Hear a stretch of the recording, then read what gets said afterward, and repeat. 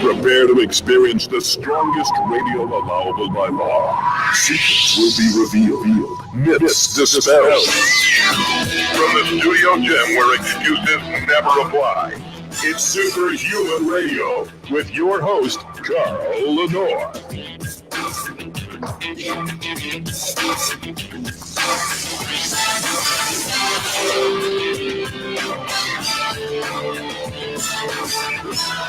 Welcome back to another episode of Superhuman Radio. We have a great show planned for you today. We're going to be resuming with our Renew Life RX show. Sorry, looking at all the Tuesday we had the server crash, and we did a show with Evelyn Koser, and we had no music, we had no commercials. Probably people like that, but anyway. We got everything back up and running, and I'm just checking levels to make sure that I have everything turned on the way it's supposed to be. Why waste any more time? Let's go ahead and bring my co-host on, and that is... The first step to changing your life starts with the Renew Life Show with Adam Lamb.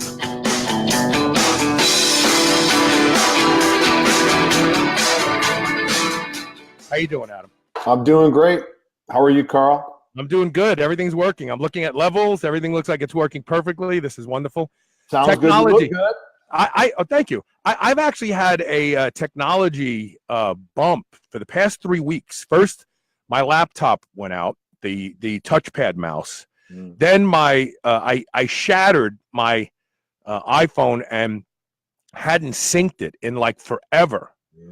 And so I got a new iPhone, but then I had to repair the old one so that I could sync it. Yeah, And you've had that happen. So this sounds silly, but I have a second phone that does nothing, but it's mirrored to my other phone, so that if this phone breaks, I can call Verizon, switch the SIM number over, because that's how much I rely on this phone. I know. So you know what? I'm such an idiot. I've paid for an iCloud account, but I've never backed my phone up to it. Yeah. The guy's like, dude, you're paying for iCloud. You could have just had this backup like once a day or once a week or whatever. And so he turned it on, and it's like now it's constantly backing up, I guess. Yeah, but it's a lesson, like I think just in anything in life, that sometimes we need a couple hurdles to trip over to make the changes so we can roll smoothly in whatever it might be.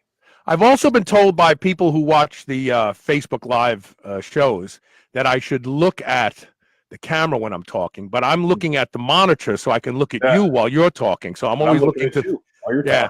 See, my camera is separate of my screen, so it's up here. And really, if it was like right in front of me, I'd be looking like this. But it's I got to set it up a little differently. But that's okay. I think you're doing it. We have a couple really good things to talk about today. I think that they're very important, and they're kind of overlooked. And one of them is really important because if you have allergies, you are more likely to have other diseases later on in life. Or especially if you function at a lower level due to your immune system just constantly being taxed. And I've talked about this on the show over the years. The analogy I've given is, if your army is deployed all the time, it becomes less and less effective. It's a great analogy. And the army of your body is your immune system, and the soldiers are inflammation. And so if you're constantly deploying inflammation for the wrong reasons, your body's always inflamed, you actually become weaker and weaker and weaker. So talk about what made you interested in the whole allergy discussion. Yeah, and I think to take your analogy first a step further is if you think of if you can visualize like a battle of you have the good guys and the bad guys intertwined on a field, but you're expecting someone from above to drop a bomb or something, it doesn't really know who to get either. Right. And so sometimes that inflammation is going on and you're trying to treat the problem, but you really don't know who's the problem. Right. And so sometimes you have to take some steps to separate the two to know, oh, this is the problem. Right. And to address it. And that's, some of the ways we look at, even from a hormone standpoint, is this indicator might be wrong or this indicator might be wrong, but it could actually be this is the reason why they're wrong. So you could treat these or you treat this and then these go away. Right. And so with the allergy thing, I was born and raised in Michigan, grew up there my entire life, moved to Texas about 1.5 years ago. And so with a new environment, there's a new environment. Right. And so there's new exposure to new things. new trees, new pollen, new all that kind of stuff. And I just kind of had some, ups and down issues where I'm never sick, but just sometimes running subpar. And I know I have a shrimp allergy, like super serious shrimp allergy.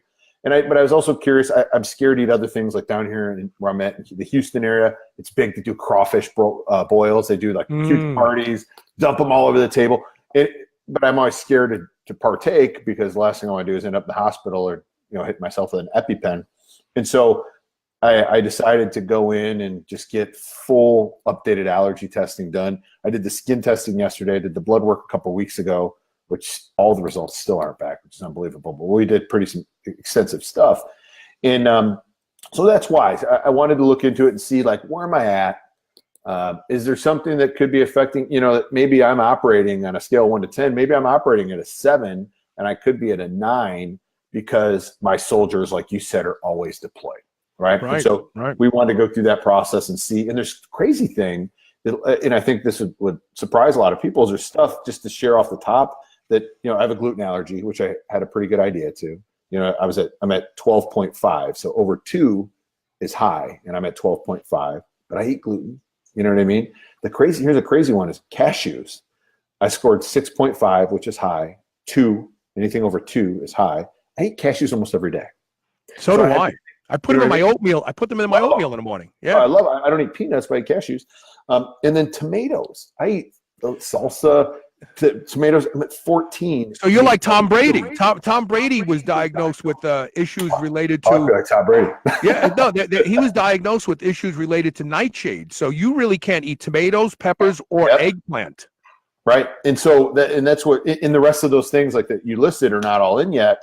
But it was surprising, because I'm thinking, like, I eat tomato-based something often. I love ketchup or whatever it might be, And so going through some of that stuff, cats, which I knew, I love my cat, but I knew I just knew that some of these different things are going through, just to see that every day, how I'm exposing myself to stuff, that I'm constantly having to deploy those soldiers. I think that's a great analogy for people to visualize what's going on. And to the point, like the shrimp, I knew scored high. Lobster was kind of a low high. And then the crayfish was almost up there with shrimp. So, I mean, if I put a shrimp in my hand will swell up. Yeah. I get hives. So I'm just thinking, thank God I didn't try to eat crawfish at some party. So here's an interesting correlation that I learned a long time ago. People who are allergic to shellfish tend to, if they ignore their allergy and they eat the stuff anyway, they end up with gallbladder problems.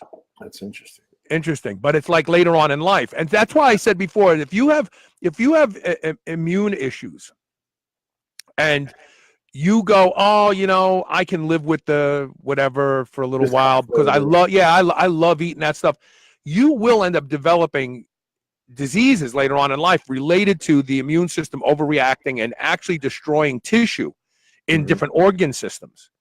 And I think that's the linkage between people who have shellfish allergies almost always develop gallbladder problems. That's interesting. And so for some reason, the tissue in the gallbladder must look like the cells of the shellfish. And so while the immune system is, as you point out, dropping the bomb on the bad guys, but the good guys are in play too. So that's getting killed as well. And that really is an accurate display as you put forth there. Like, the bomb can't just kill the bad stuff when the bad stuff and the good stuff look the same. Well, and even, right, and to that point, like crab, I was fine. And I eat a little bit of crab. But I know that one time when I was in Florida and there's like we had a restaurant that had a king crab special. And I was like, man, I'm just getting the whole king crab order. The next day I couldn't get out of bed. Now, I don't know if there's some cross-contamination with shrimp or steamed or maybe lobster was steamed in that same kind of bin or whatever. But I felt like I had the flu the next day after eating a whole order of crab. So crab, I was fine. Shrimp, bad news. I mean, I have an EpiPen for shrimp specifically. Just in case, yeah. Yep. Lobster was like medium bad news. Clam, fine. Crayfish, pretty bad news. Scallop, no problem. I won't eat I haven't eaten any of those other than I'll eat a little bit of crab just for fear of that. But even to your point of, even if there's maybe a little bit and doesn't bother me, it may be a little stomach discomfort, but maybe long-term it's creating a gallbladder shit. So I think, geez, those cashews, I eat handfuls of those things. I love them. No more. Well, you'll know if you're starting to develop gallbladder issues, because you'll have, like, when you eat fatty foods, Mhm. you'll feel horrible. It doesn't go through you fast. You feel sick. I mean, that's a sign of your gallbladder is starting to bottom out. Kirkland Warletti has a great question. He says, just out of curiosity, is the nightshade issue potentially connected to lectins? Perhaps pressure cooking could help. That's a really interesting analysis. I don't know if it's so. Nightshades are considered poisonous. There are some poisonous nightshades that, in small quantity, they used to use them back in the days of. You hear about nightshades if you read anything by Shakespeare. That was the poison of choice back in the day. It was nightshades they would kill you with. But there's poisonous nightshades. But the other nightshades, just the dose makes the poison. They just don't have the concentration of whatever it is that's poisonous. Now, is it lectins? I don't know the answer to that, Kirkland. But I'll also tell you something else. Gluten causes a pro-inflammatory response in everybody across the board. Mhm. We see inflammation go up in people who eat gluten, whether they say I'm gluten intolerant or not. Man, I can eat pasta every day. It doesn't bother me. We see inflammatory markers go up after a load of bread or pasta or grain-based stuff. I think the people who are gluten intolerant have leaky guts, so more of it is not being broken down and carried out through the alimentary canal. More of it is getting directly into the bloodstream through the gut. And this has been my theory, and my theory is based on the fact that most gluten-containing products have been sprayed with glyphosate. People go, oh, here we go with glyphosate. But look, you can't ignore glyphosate because it's an antibiotic. It's a very weak antibiotic, but just like poison, it's in the dose. If you get a lot more glyphosate in your diet, it's like you're taking a low-dose antibiotic every single day, and we know what that does to cows. We know what that does to pigs. So it does it to us too. It destroys the lining of the stomach over time. And so I think that the problem that some people have who go, I'm not gluten intolerant, I can eat it all. No, you're still deploying the immune system, but the immune system is strong enough to keep it under check. When you have the lining of the stomach has been eroded over time and it's going directly into the bloodstream, now you're the person who has all these problems. That's my theory. No, I think that your theory is probably correct. I know that with leaky gut, you see it's until you make those changes, you don't see the change. But I think even when I was in my competitor diet, competition days, I was eating clean. I mean, I was eating like 5 different things, right? And so I was eating so clean and I felt so good because I didn't have all these different things in my diet that may be causing inflammation. And on the gluten marker too, so that's greater than 2 is an issue, and I'm at 12.5. In blood work I had actually done in the summer trying to chase down that autoimmune issue we talked about, for celiac, I was high middle, not crazy high, but definitely on the above normal, and then this gluten, backs it up that I should be eating gluten-free. Yeah, and the truth is, just like Tom Brady has chosen this diet so that he could play longer, and make fun of him all you want. A lot of people like to hate on the guy because he is the oldest NFL quarterback in history, and he's still winning. I didn't even know that. I don't follow sports. I love Tom Brady. Yeah, no, neither do I. I don't know anything about him except he actually lives our lifestyle. Wow. He eats an ancestral diet that doesn't aggravate any type of allergies. He gets to sleep at the same time. He protects his sleep. He doesn't lift heavy weights, but he does a lot of stretching and a lot of body weight stuff. I'm actually going to start. What's the stretching? I can't think. Just left my brain. Not yoga. What's the Pilates? Pilates. I'm going to do a Pilates lessons next week. Maybe we'll do some feedback on my first Pilates lesson. I'm a pretty flexible guy, but I believe in the stretching is way more important than the weightlifting. It may actually be, especially as we age. So talk to me about what testing you actually did. Did you do the prick test where they punch little? So I did. So I have here's the blood work that I had done. And then I actually here's the prick testing, all of this stuff. So out of 20, I was tested positive for 27 out of 38 things. And there's some different, they measure, so you're graded on this scale of, I have, like, for example, Virginia oak I had a 13, which is like pretty high. So you're rated. So there's like 6, 3, or negative. There's a 4 in here, but things like cottonwood. I mean, just about everything from the tree weed standpoint. There's quite a bit that in this area, right? So I'm not used to this area. I live in this area for a short amount of time, but going into like dog negative, horse a little bit, mouse a little bit, mixed feathers, no, which is good. So my down coat's not going to bother me.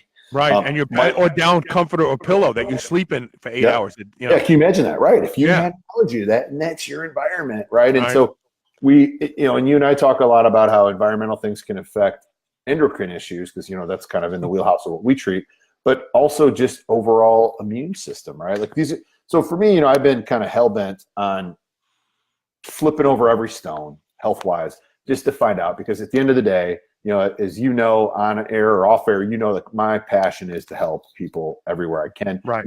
Come up with something that, hey, maybe you're allergic to, like your bedding that you're in every day, and that's what's hurting you every day. And you change that, now you change your life, and now everything's better. Like, just and through my experience, I'm hoping to discover some of these things. But like grasses, and it's got mites. So like mites was on the high side.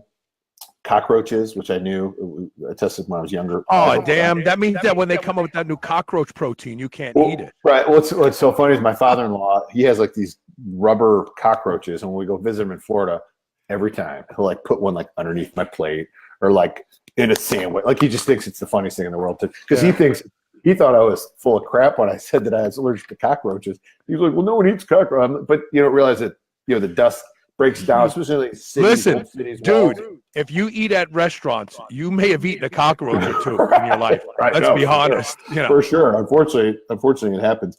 And what was cool too, that the mold mix 1 and mold mix 2, I was negative. And that was kind of reassuring because I don't know why, but I had this fear of mold that, mold could be, because mold could cause some serious problems. The blood mold didn't come back yet. But so this was all the prick test. So what they did is, they went through my forearm, and I had to I couldn't do my testosterone cream for a few days. They want to keep that area, steroid free, essentially. I had to stay away from any anti-inflammatories. I mean, the list, it was no coffee the morning of. Obviously I fasted. I do that anyway in the morning. And so they start with like a control shot to make sure the antihistamine works. And then from there they do this. How long do they wait? How long do they wait after they give you the provoking shot to see if histamine kicks in? 5 or 10 minutes. That fast? Yeah, right in that range. The whole process was about an hour and a half. And so, and then they go on my forearms, and I posted some stuff on it's probably not there now, but on my Instagram and Facebook, you could see where they pricked, the different spots, and they're numbered and everything, so they know how it transpires onto the form to see. And then they come through and they measure with this thing about how big the diameter of the irritation gets to judge how. And then the things that don't respond, what they did after that is then they took little like insulin sized needles, tiny dose, and I got 27 shots here on my shoulder where they just go boop, boop, boop, and they just go up and down this row to see if anything else comes back. And then that's kind of like if nothing comes from that actually going underneath the skin, then you're negative for it. So I would love to walk in there and like bring a bill from a utility with me and have them go, oh, you're allergic to utility bills. And so then I have my insurance company pay my utility bills for me. Well, I joked with the lady, my wife is a great cook, but I was going to try to give her a hard time and say something like, oh, honey, they said I'm allergic to your lasagna. Yeah. Lasagna's on your number 43, but I'm allergic to tomatoes. So I don't know if I can have lasagna anymore unless she switches the sauce. And you know what? I believe that I have a sensitivity to tomato, but you have to understand. I mean, I've grown up eating tomato sauce my whole life. So is it something I've acquired because my gut has changed? There was a study published this week that linked the lack of certain microbes in the gut correlate exactly to depression. Now, while we can't say that if you have those microbes in your gut, you can get rid of your depression, but what they did was they looked at people in a fairly large group, significant group, who were depressed, and they compared them to people who weren't depressed, and they looked at the microbiome diversity in their guts, and what they found out was absolutely every single time the people who were depressed did not have the presence of these two microbes, that the people who weren't depressed did have. And so now the argument then becomes, well, is what's causing the depression also causing the lack of this microbe in its presence, or vice versa? And that's an entirely different subject. But the reality is that when you start to look at how the gut functions and you start to compare it to disease states, it becomes very, very obvious to me, like gluten, that certain things like nightshades probably cause a inflammatory response in people, but it's tolerable because it's almost more of a hermetic. It actually stimulates an immune response, but not overstimulates. But the people who have leaky guts, they probably also have not only gluten intolerances, but I'll bet nightshade intolerances, because the larger amount of what is considered the poisonous part of it is getting into the bloodstream. I agree with that. And I think, there's a book I read, I was looking it up just now. It's called The Wisdom of Your Cells. Because if we forget this stuff, but if you think for 1 minute, there isn't this constant communication going on in your body, you're forgetting, right? Like you're missing the point. And even, my thoughts on alcohol and, but food or just gut and the microbes and those kind of things, that if that stuff's off and missing, it's going to create all kinds of chemical reactions. Even with hormones, sure, performance, libido, those things, but the psychological parts of confidence and conviction and your tone and voice, like all those kind of things, all come together. Your body's this amazing synergistic thing, right? And when you respect it that way, and that's why I'm on this search to obviously bring more information and thoughts to others, but really researching all those things and all to the cellular level. Like that's where we end up finding out the incredible stuff. We have a question from Diego Paparella that we're going to answer on the outside of the break. It's a really interesting question about quercetin. I've been looking into quercetin more and more because it's being used right now in a variety of anti-aging studies. And apparently it may have the ability to reduce histamine, which would be a big deal for people who have allergies. Let's do this. Let's take one quick commercial break. Stay tuned. You're listening to the Renew Life RX show with Adam Lamb. We'll be right back.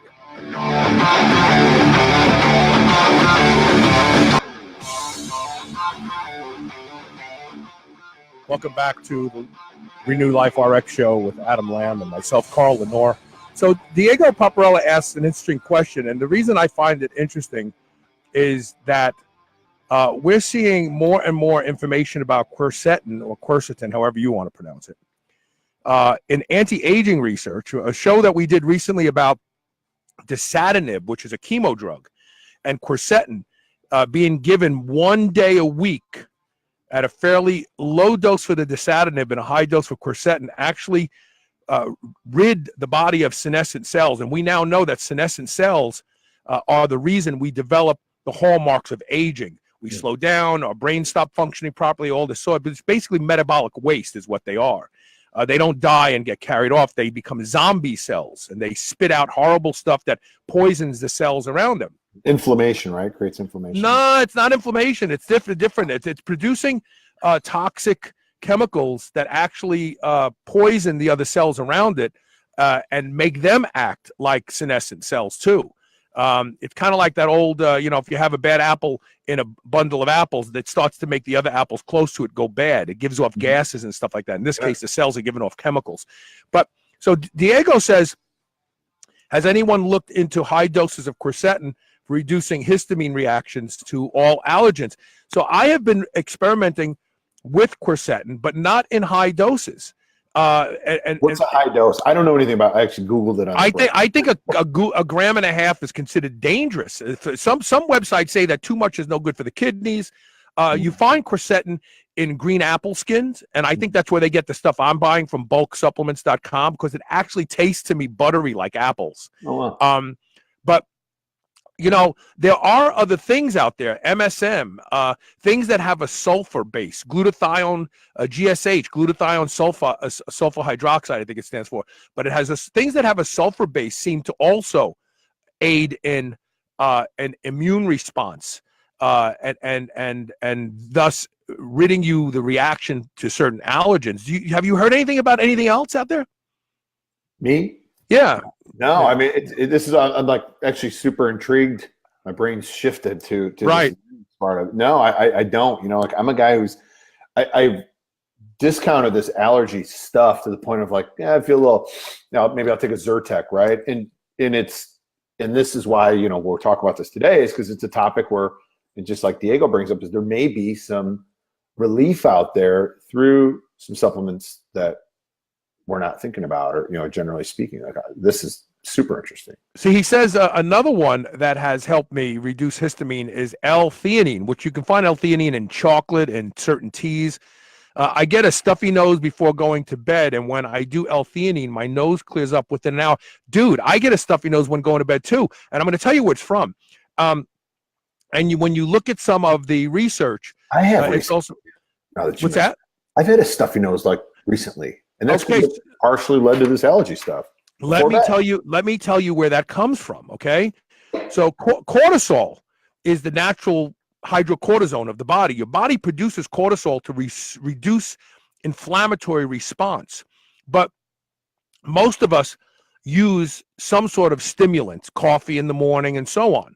And so cortisol kind of gets whacked out, where we actually turn up the volume in the morning, and at night we should have some cortisol, but we don't. And whatever we turned up the volume with, pre-workouts, coffee, a couple glasses of tea, cortisol bottoms out at night.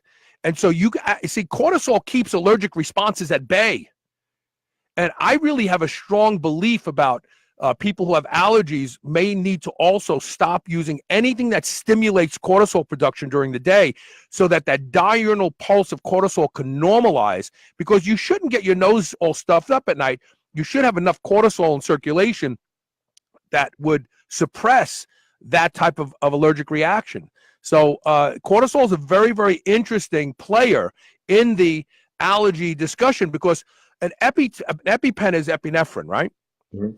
Okay, that actually stimulates a cortisol response, a huge cortisol response. When you take epinephrine, your heart starts pumping. Yes, right. Well, but that's what the adrenals make cortisol. Right. So it stimulates a huge cortisol response, and cortisol is our body's natural form of cortisone. When you have allergies, they give you hydrocortisone, right? You have swelling because you touch poison ivy. They give you hydrocortisone. The swelling goes down in a day. Mm-hmm. So there's a link between cortisol. What's interesting about it is, so I've been also, I usually watch TV before I fall asleep, which is, I don't think is good. And so I've switched, is I got this meditation app, and my wife and I are doing it. I turn it on at night. And so it's really focusing on breathing and, like this relaxing and all this lights out thing, which is different than what we usually do. But I find I'm sitting here focused on my breathing, and all of a sudden I'm like stuffy. And I'm like, I wasn't stuffy. You know what I'm thinking? Like, do I need water? Like, what is it? But it's interesting. And it almost makes me think, what's if the relaxing, lowering those cortisol levels is bringing up the allergens, right? I mean, it makes sense with what you said. And see, the other thing is, I did a show about 8 years ago with a doctor who came on that showed that people who have constantly elevated cortisol actually end up developing a form of heart failure. And here's why. Because cortisol plays a strong role in glucose entry into muscle cells. Cortisol also stimulates the calcium channel response that we have in muscle cells. Mm-hmm. And so what happens is, it's like going to a concert and sitting right up next to the speakers, right? When you were in your car driving to the concert, you're having conversations with your buddies like this, normal decibels. But after the concert blows your ears out and the new norm becomes up here in decibels, when you're in the car, you can't even hear people talking if they talk normal. I can't hear you. Can you talk louder? So when cortisol levels are always elevated, which can easily happen in society, you're stressed out about your job. You're stressed out about what's going on in Iran. You're stressed out about you're always stressed out. Cortisol is always high. And there's actually a form of heart failure that's related to excessively high cortisol levels. So why wouldn't your nose be affected by excessively high cortisol levels? It ties to, like, with, I'm going to do a sleep study. There'll be another thing we'll talk about. But with sleep apnea, because, when you're falling asleep, you stop breathing. Your body has that fight or flight, panic, sugar release, all those kind of things. Cortisol goes up in the middle of the night. Right. Multiple times too, right? And so I think that also ties together, and that makes perfect sense as well. And I think the biggest takeaway is to try to be more relaxed, right? But it's hard if you don't focus on it. So Diego says L-theanine reduces cortisol.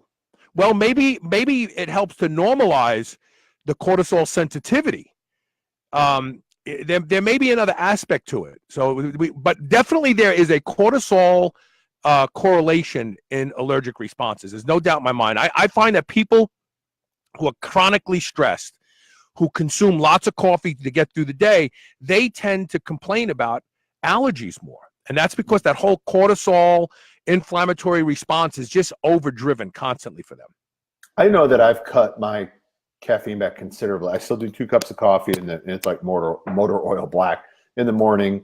I've even cut back on the pre-workout. I started doing too, I think we talked about this, low dose tadalafil for pre-workout instead of taking a pre-workout, and it's phenomenal. But that's something we can talk about even maybe for another show. But I've been doing that, and I've noticed I just feel better. But there's times where coffee later in the day or some tea, and then it where does it stop?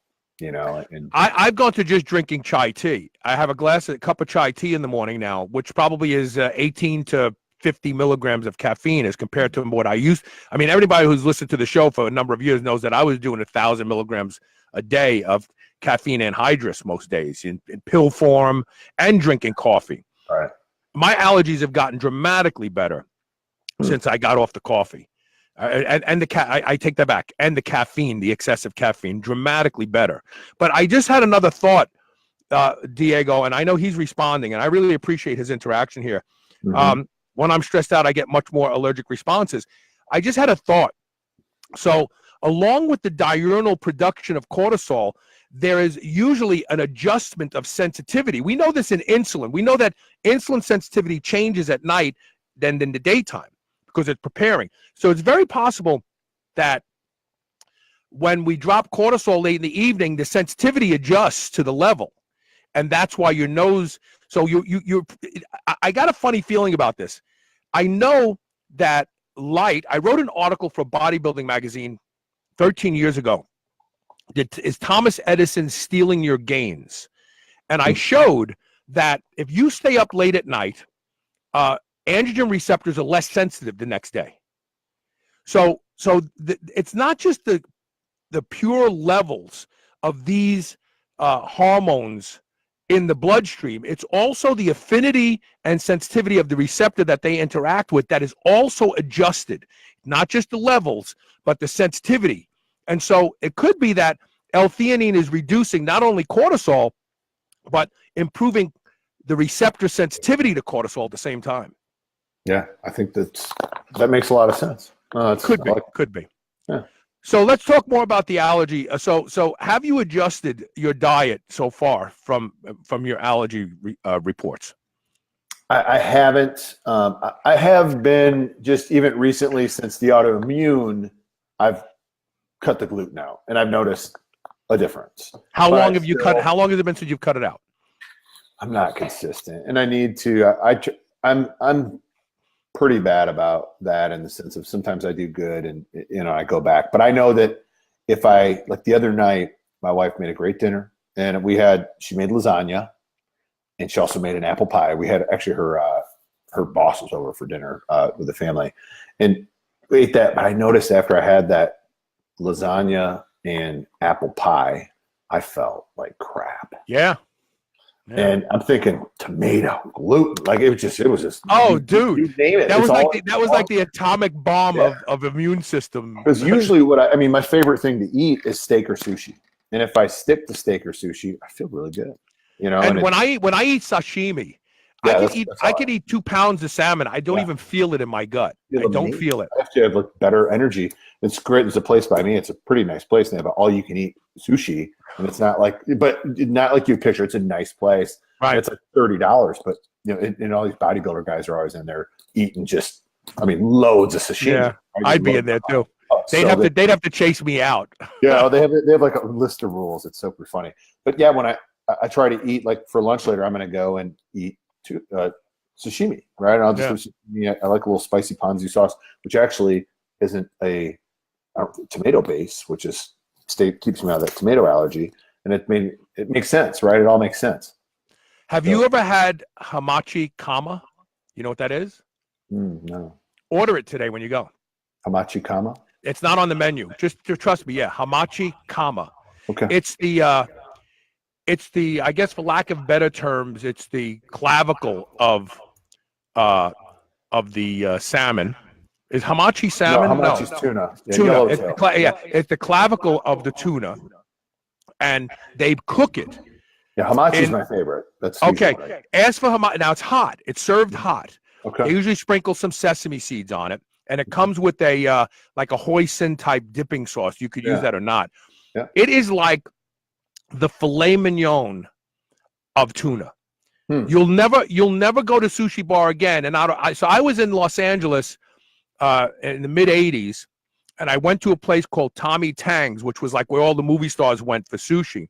Mm-hmm. And I was sitting at the bar one day, and he was working he was the chef that night, and he asked me, "Have you ever had hamachi kama?" And I was like, "No, what is it?" He made it for me. Now and they never have it on the menu. You'll never see it on the menu. Yeah, but when you ask for it, they're gonna be like, "Oh yeah, hold on." They go in the back and they get it out. They put it in the oven. They have that little toaster oven behind the bar. Yeah, the sushi place I go to is pretty top notch. They have some really cool, unique dishes too outside of just the sushi that we get sometimes. They have a steak, it's a Wagyu tartare. Even my son gets it. He's spoiled, obviously, but where you cook it on this little hot stone, and like you flip the little thin slices, and it's pretty awesome. Diego's got some great questions, so we got to put this one. I wonder why people who go on the pure carnivore diet completely get rid of allergens. Well, you just have to read Dr. Grundy's book, The Plant Paradox, to understand that. But in simple terms, from an evolutionary perspective, animals have legs they can run, they have claws, and they have teeth they can fight, but plants don't have those. So plants had to create defense mechanisms, and these defense mechanisms are anti-nutrients. Anti-nutrients are designed to poison the species of animals that prey upon them so that they don't get wiped off the planet. And this is my argument about soy. Everybody thinks soy is great. Soy has phytoestrogens in it because animals who eat soy stop having sex, and they have stopped having babies. I won't let my son have soy, eat soy. Soy is bad. It's horrible. It's horrible. And so the number one reason our young boys and young men are not maximizing puberty, where they should be hitting a 1,500, 1,800 testosterone at a young age, they're hitting 7 or 8. So by the time they're 30, they're 250, and they feel like. Well, I'm gonna throw something else into this discussion in a second that I'm probably going to get flamed for, but I want to finish answering his question. Animal muscle, that it doesn't have any of the anti-nutrients in it that we see in plants. this whole idea that fruits and vegetables are good for us is arguable. And if you read Dr. Grundy's book, you'll go, oh my God, like there's a handful of things that you can eat that aren't going to hurt you. The rest of them hurt you in some way, shape, or form. Chris Bell is a friend of mine, the guy that's got the bigger, faster, stronger, and he's on a carnivore diet. And he said he feels the best he's ever felt on this diet. We've talked about it in lengths, and he's kind of almost pushed me. I'm still like hesitant, right? Like there's that, because you're conditioned to believe a certain thing. Like I need to have some veggies, I need to have some greens, but I function better on a carnivore style diet, which I eat primarily chicken, steak, eggs, fish, sushi. That's it. Now I basically instinctively eat a carnivore diet with the inclusion of cheese. I do eat cheese. But the reality is that. But no salads. You stay away with the veggies, broccoli. Elisa makes me eat salad. She'll be like, "Oh, come on, you have to eat some salad." But salad is fairly innocuous as compared to some of the other things like eggplant and stuff like that. But I do eat a more carnivore style diet instinctively. It's just the way I like to eat. But the reason that all of these diets work is not because of what you're eating; it's what you've stopped eating. Mm-hmm. It's what you take out of the diet that has the greatest impact on health than what you've added into the diet. Yeah. We see this even with people who go true vegan. Like for the first 5 or 6 months, they feel great because they stopped eating Hot Pockets and pizza and crap, and they're eating plants now. Now, the difference with vegans is after a while, they always hit the wall. All of them hit the wall. All of them realize this is not working for me at some point in time. But the reality is that the carnivore diet is successful not because you're eating meat, but because you're not eating a bunch of crap that you used to eat. Right. Well, I want to. no gluten. There's no gluten in it or any of that either, right? There's no lectins, there's no gluten, there's no anti-nutrients, there's no seeds, there's nothing that we know now from Dr. Grundy's research actually harms the body. I want to say one other thing here. And I've talked about this tangentially on other shows, but I want to talk about it here because it's a very important discussion since we're talking about allergies and diet. And you said soy, young boys, puberty. Soy is even more offensive than that. And I'm going to tell you why. When a mother is pregnant, the genitalia form in the first trimester. The brain completes all of its connections in the third trimester. So you get your genitals in the first trimester, but you get your sexual preference in the third trimester.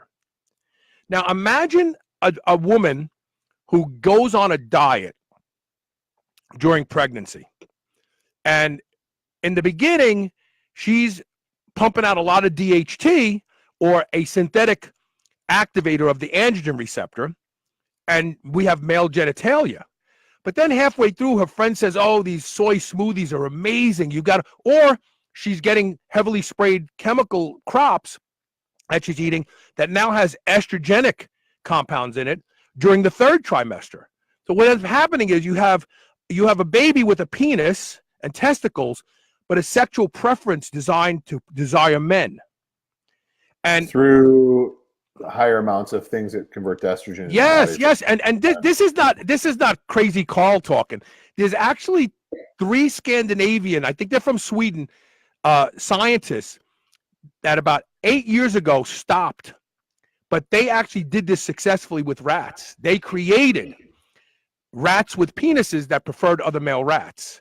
Really? By influencing the fetus with different hormonal milieus at different points in gestation. That's crazy. I've never heard that. Wow, it's crazy. I mean, I know I'm going to get my ass kicked for saying this because people are going to be like, "No, what are you crazy?" People have to respect perspective and just understand, like, it's cool to think outside of the box or just think about things, right? Well, and if you think science really matters, and if you think that they reproduced this study 3 different times, so it's not like they did it once and they did this 3 times. They successfully created rodents who preferred same sex for copulation. Wow. Yeah, that's amazing. And you think that sometimes you think the soy, I mean, we know that soy, I see, almonds is something when guys come over and their estrogen's a little higher than we're supposed to 100% of the time. They eat, if I ask them, well, how's your almond intake? They're, oh yeah, I eat almonds regularly. They pull almonds out and their estrogen goes down. Right. And so, but even with the soy, it's significantly worse. But it's not just soy, Adam. We have xenoestrogen compounds. We have xenoandrogen, like phthalates. I did my first show on phthalates 13 years ago. Phthalates are used to take plastics and make them pliable. So saran wrap, for instance, it's flexible. Flexible plastics have phthalates in them that keep the plastic from cracking so it can be flexible. Well, the phthalates have been proven in scientific research numerous times. You know what else has phthalates in it? Air fresheners, Febreze. Yeah. They use phthalates encapsulate fragrance. They use phthalates to encapsulate fragrance. So if you're using things that have fragrance on your clothes, you're being exposed to phthalates. Well, phthalates have a greater affinity to the androgen receptor, and they stimulate the entire mosaic of the androgen receptor. So now imagine a mom, she's pregnant, and she likes to cook her food in the microwave. Mm-hmm. And she's using lots of saran wrap, and she's using BPA, which is, we got all these chemicals that look like hormones to the body influencing the development of that fetus, and depending on what is strongest at what point in time, you got problems. I mean, we know it does it. We know it does it to aquatic life. We know that it does it to fish and stuff like that. Well, what you said though, it triggered something I was thinking the other day. When you look at these plastic bottles or something, they say BPA free. Yeah, shouldn't everything be BPA free? Or when I see like organic, shouldn't? What's if someone just said, if it's not organic, you can't sell it. I mean, and that's where, like, when you think through the thought process of it, like, you gotta watch out for yourself. You know what I mean? You know what the funny thing is, and I predicted this on this show. Anybody who's been listening to me for the entire show, when the whole BPA thing came out, I said the FDA gave all the companies that had BPA in their plastics, they gave them 2 years to get the stuff out. I said, whatever they find to replace BPA, it has to perform just like BPA. It's going to have the same hormonal mimicking qualities as BPA. And sure enough, now they're saying BPS is just as bad as BPA. So it's just stupid. Yeah, there's a lot of science, whether it's sometimes even in the hormone space, where today we think this is it, or this is the worst thing, or this is the best thing. But just to that point, like, you don't really know, right? You got to take some time and see and watch and pay attention to the results. I think with any study, you can find the outcome you're looking for if that's what you're looking for, right? That's it. You may also ignore some of the other things if that's not what you're looking for. That's it. I want to take a quick commercial break, and when we come back, I want to talk a little bit about thyroid hormone. Unless you do you have anything else you want to talk about on the? No, I think it's good, and I think Diego had a good question. That's a segue into thyroid. Yeah, I want to talk about thyroid because that's another one of the hormone mimicking agents that we're finding out in the chemical world now. We know, like for instance, iodine is a halogen. There's lots of halogens that compete with iodine at the thyroid. Bromate that they put in bread. If you have a swimming pool and you spend hours every summer day in your swimming pool, chlorine. You're being bombarded by chlorine. So these actually displace iodine in the thyroid. And I'm starting to understand what thyroid function really means because I've been on thyroid hormone for a long time. And I just took a thyroid hormone holiday for 8 days. And holy crap. I got lots of things going on. So we're going to do this. We're going to take one quick commercial break. We'll be right back with more of the Renew Life RX show. Stay tuned. We'll be right back. Listening to the Superhuman channel. Don't hate us because we feel good.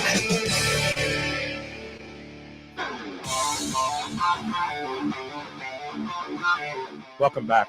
There was something else Diego said that I didn't really address. And you saw it. I didn't see it. He talks about soy blocking or preventing protein absorption. Excuse me. Soy actually has something in it called antitrypsin. It's a trypsin inhibitor. Trypsin is the actual enzyme that helps you break down and absorb soy protein. Think about that for a second. This is why people who consume large amounts of soy protein get so gassy. Because the protein breaks down through fermentation in the lower end of the digestive system, so you get gas from it. So think about that. A trypsin inhibitor in soy inhibits the digestion and absorption of the protein. This comes back to the whole idea that plants create systems to poison the things that prey on them because they can't fight, they can't bite, and they can't run. So interesting. So let's talk about thyroid. So I took a vacation for my thyroid hormone, 8 days. And so I sleep with 2 rings on. I sleep with an Aura ring, but I also sleep with another ring that we're going to do a show on very shortly called the sleep-on ring. The sleep-on ring is actually almost everything except brain waves that happens in a sleep study. Blood oxygen, pulse, movement, sleep apnea. It does everything. It's like a size of a pill. You wear it on a ring, but you wear it on the inside of your hand. And I noticed that my REM sleep has gone to hell. My deep sleep is still there, but my REM sleep is horrible and it's affecting me. I don't feel good in the morning. And I kept looking at my reports. I'm going, why is my REM sleep used to be an hour, hour and a half, and my deep sleep is like an hour, hour and a half. And they're supposed to be about 20% of your total sleep time. And I'm like, what happened? And then I'm thinking, oh man, I haven't been taking thyroid hormone because I want to see if I could live without it. And I can go to the gym, I can train, but it's affecting my sleep. So I looked, and one of the signs of hypothyroidism is this like frequent awakenings. And I'm waking up in the middle, I'm waking up towards the morning. And so what happens is the deep sleep usually occurs in the first third of your sleep. and then you have light sleep in the middle, and then you have REM sleep towards the morning. And that's why most people remember their dreams, because you dream during REM sleep. And since it's so close to the morning, you remember them because you wake up maybe an hour or two after the dreaming. If it happened at the beginning of the night, you wouldn't remember it in the morning. And some people do have REM sleep in the middle at the or beginning of the night, and they have trouble remembering their dreams. But anyway, sleep fascinates me, and I've done such a deep dive into it over the years. Yeah, so I noticed my REM sleep has gone to hell. And then it dawned on me. So I started looking, and sure enough, people who are hypothyroid, they have horrible sleep, and they usually have frequent awakenings, and they usually have frequent awakenings closer to the morning. And that's why I'm not getting the REM sleep, because I'm not in REM. I'm actually closer to being awake. So I asked you, does Renew Life RX, do you guys prescribe thyroid hormone? And you said we do in some cases, but you don't do it a lot because you feel like it's one of the overprescribed things. Talk about that first. Right. Yeah. So we do. It's something we address. It's something, but a lot of times in the hormone space, big picture, that's the first thing that's looked at. And we'll see things and just not automatically think it needs to be corrected. Your TSH might be a little higher, which is fine. Like, are you okay? You have energy? Yes. Any problem losing weight? No. Well, you probably don't have a thyroid issue. And we'll, if when we need to, we dive deeper, T3, T4. Oh, great. The levels are good. And a lot of times we see things like with low testosterone, that increasing the testosterone in the patient, their TSH function gets better, like almost every single time. And so things like that we would rather, if the upstream hormone like testosterone can be corrected, and that can change some of these other things, which it typically does, then we'll stop there, right? But going into some of the things we've learned about Hashimoto's disease and some of the different stuff, we'll have people come to us too that are on thyroid, just crazy doses of thyroid, and they're totally dependent upon it. We're potentially just a lower dose intervention morning thing. And like we said, in our take on hormone replacement therapy is not everybody's the same. Some people, whether it's estrogen related or testosterone related, some people might need to be at 1800, some people might need to be at 650 to feel great. Like, all that stuff is very different on the individual. And what we look at it as just kind of that feedback loop of that communication with the patient. How you feeling? How you doing? Based on what maybe they've done in the past. They're doing this thing with the thyroid, it's not really working. We're like, well, let's try this process, and then maybe that works. But the physician before only will do it the one way, because that's the only way they know they're only aware of. So we have a few different methods, whether it's AM or PM or low dose with meals, things like that we try, and everybody's different with where we see the results. And as Diego points out, as thyroid function decreases, adrenaline and heart rate increase to make up for the lack of thyroid, but also testosterone decreases. Yes. With people who are hypothyroid, they have much lower testosterone. People who are hyperthyroid tend to be hypergonadotropic too. They have really ragingly high testosterone levels. So getting your thyroid straightened out is critical. And there's a lot of ways to do it.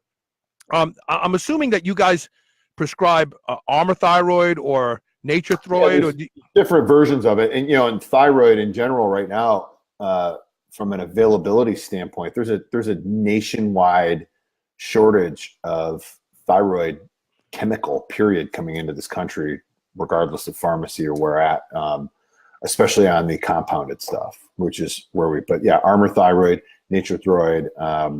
There's different, like I said, there's different ones we use, and there's sometimes it's, we don't know all the answers, right? You're not, if think you know everything by looking at someone's blood work, you're already wrong, right? And so there's some testing that would do it. It might be Armor that we try. Hey, let's try this in the morning. Always low dose, right? Let's see how this works. Does it change things? Do you feel better? What's low dose to you? 60 milligrams, 1 grain, what? 30 to 30 milligrams, half a grain. If you go over 60, it's rare that we go over 60. I mean, there's maybe a couple cases, and a lot of times there are people that have already come from another place where they're at, 2-3 grains a day or something.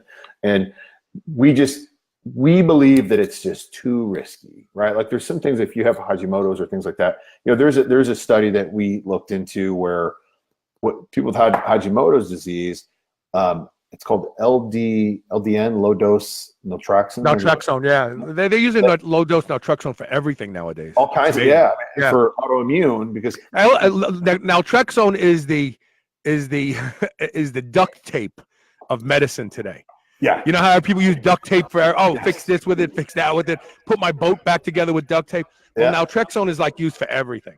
Right. And so there's some stuff we looked into with low dose naltrexone for Hashimoto's. We don't prescribe it or do it, but we're always looking at like what's going on out there, where people seeing success, where people, as opposed to taking 190 milligrams of something that is probably smoking your thyroid function permanently, to where you have to develop a dependency. But you see, here's an interesting fact about the thyroid. It's the only ductless gland in the body. So every other gland in your body has a duct that it actually sends this hormone out into the bloodstream, it's like an on-ramp to the bloodstream. Mm-hmm. The thyroid doesn't have a duct. So it exudes thyroid hormone. And so the tissue closest to the thyroid is under the greatest influence of the thyroid: the brain, the heart, the ears. When you see people who are hypothyroid, they talk about brain fog, ringing in the ears, heart rate changes. As you get further and further away from the thyroid hormone sensitivity goes up because it has to survive on less.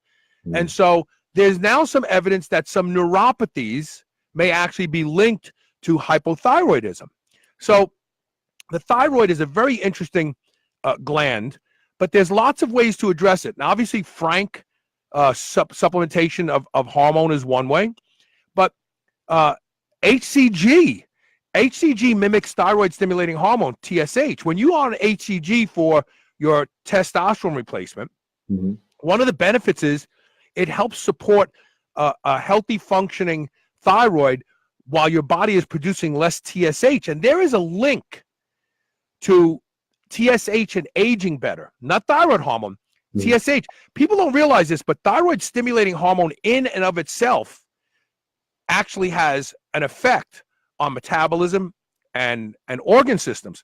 So when you take HCG, you'll see thyroid function get better and TSH goes down because it actually mimics thyroid stimulating hormone. Another thing, which is a little riskier, is glucosterone. Glucosterone was all the rage when I first got into this 20 years ago.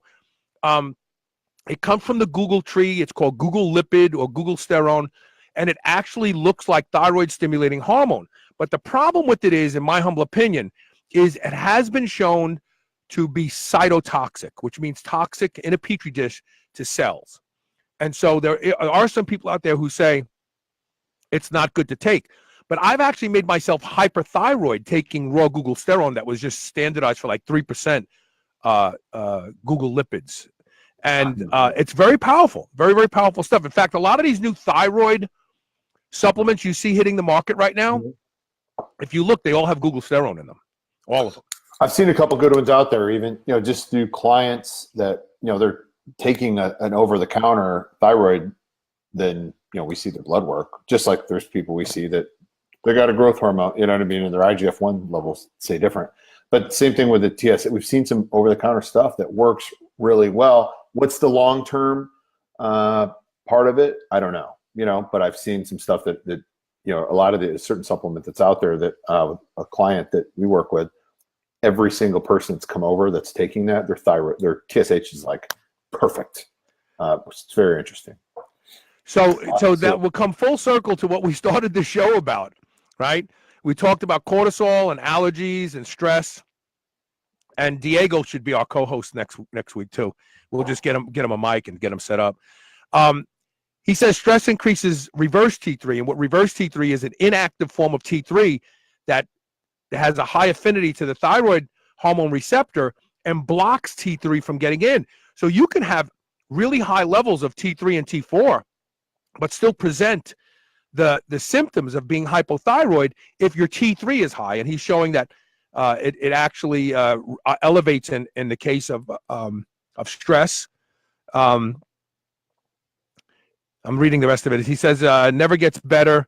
It never converts to the form of T3. So it's so common in the population today. But that's a really good point. So here we have stress coming back around. It screws up your allergies, right? And on top of that, it screws up your endocrine system. And it makes perfect sense, because think about this from an evolutionary perspective. If you are in a stressful environment, there's no food, animals are hunting you, you can't get good sleep, the weather sucks, there's not enough water, the endocrine system actually says you shouldn't have children because you can't even take care of yourself. So the endocrine system goes, we're just going to shut you down, dude, because really, you just need to die.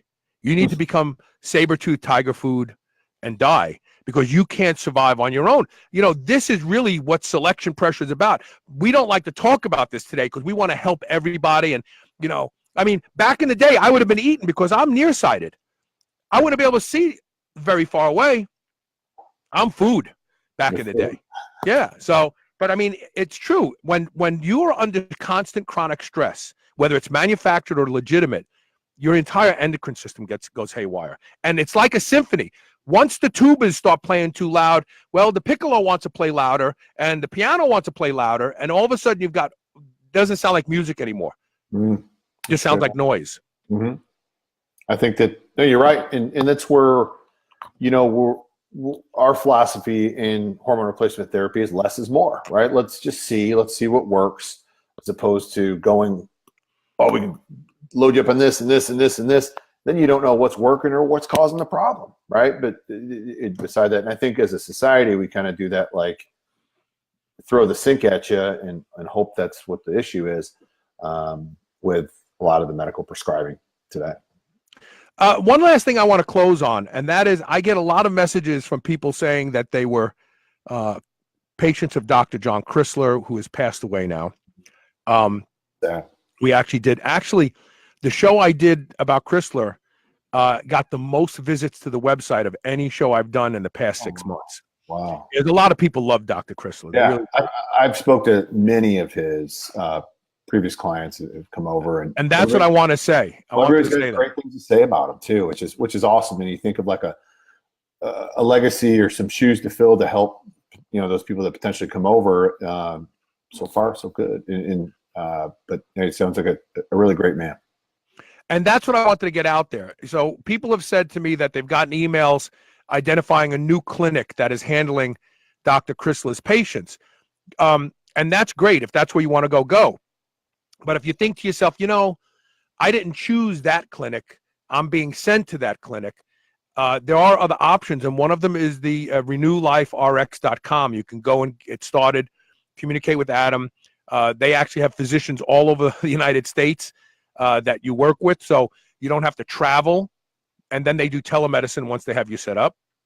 And I think you'll find that their approach, and I know this because a lot of people who have signed up with Renew Life, they message me. They're like, this is what they want me to take. How's that look? I'm like, that's very conservative. That's really good. What I've learned about you and your group is that you don't have a cookie cutter approach at all. You don't assume anything that, oh no, yeah, well, we're going to give you 250 milligrams to test and an anastrozole 1 milligram twice a week. It all starts from scratch, every single patient. Yeah. And I think that's a great thing.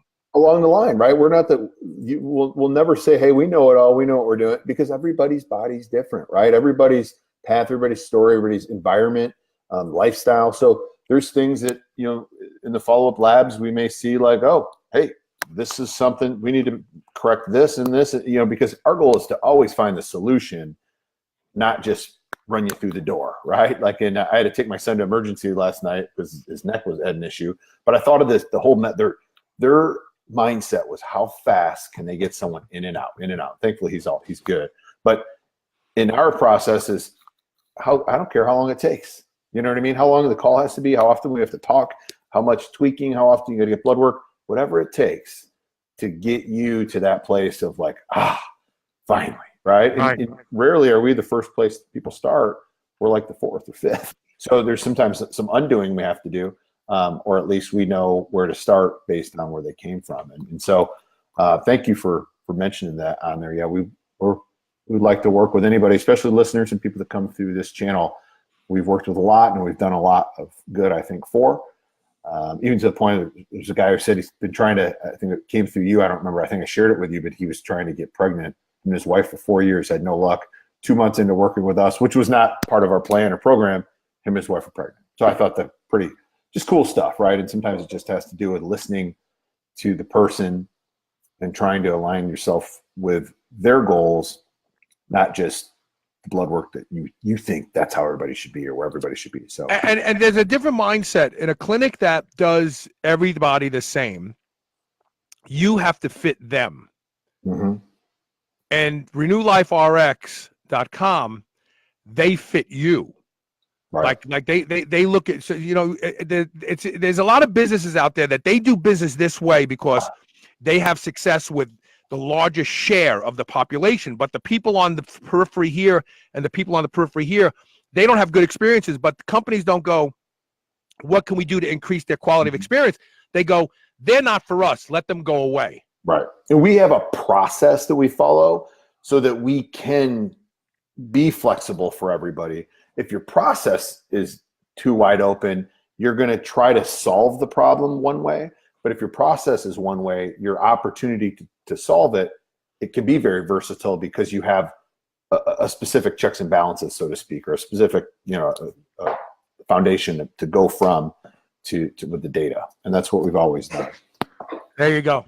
So that's it. Give Adam a call if you are in search of a clinic, or maybe you're not even in search of a clinic. Maybe you're just thinking about it. You know, you got some things going on. You're wondering if it's related to that. But just getting your blood work done. We've actually had a ton of fighters come over recently through just some of the channels, people we work with. They're not looking for hormones. They just want to see where they're at, right? These are guys that are heading into, like, some of these guys, some really incredible careers in the fighting space. They're in their 20s. They want to know where they're at today when they're a beast. Before their bell gets rung 1,000 times. They want to know, like, where am I at when I'm at my prime, so that if 10 years from now or 8 years from now things have changed significantly, we can look at blood work and go, look, dude, this is what's happening, and then try to figure out how to solve it for them, right? And so it's smart that these guys are doing it, because some of the people that we're working with out there, some incredible people that have come on board with our clinic. We want to offer, where can we help, right? That's our thing, and hormones is our foundation. So we want to see if that's where we can help. Maybe we'll advise to go get some allergy testing. Who knows, right? But we're not going to. We don't turn them away. We want to help everybody that we can. I think you should add that to your offerings. I got to be honest with you. It's coming. Well, and I'll tell you soon about the stem cell stuff we're getting into and things like that. And pretty awesome stuff that we're going on to 2019. Awesome stuff. There you go. So give Adam a call, and thank you for watching Superhuman Radio and the Renew Life RX show today. And we will see everybody tomorrow with more Superhuman Radio. Thank you for listening today. Take care, Adam. Take care. Thanks, Carl. Bye, guys.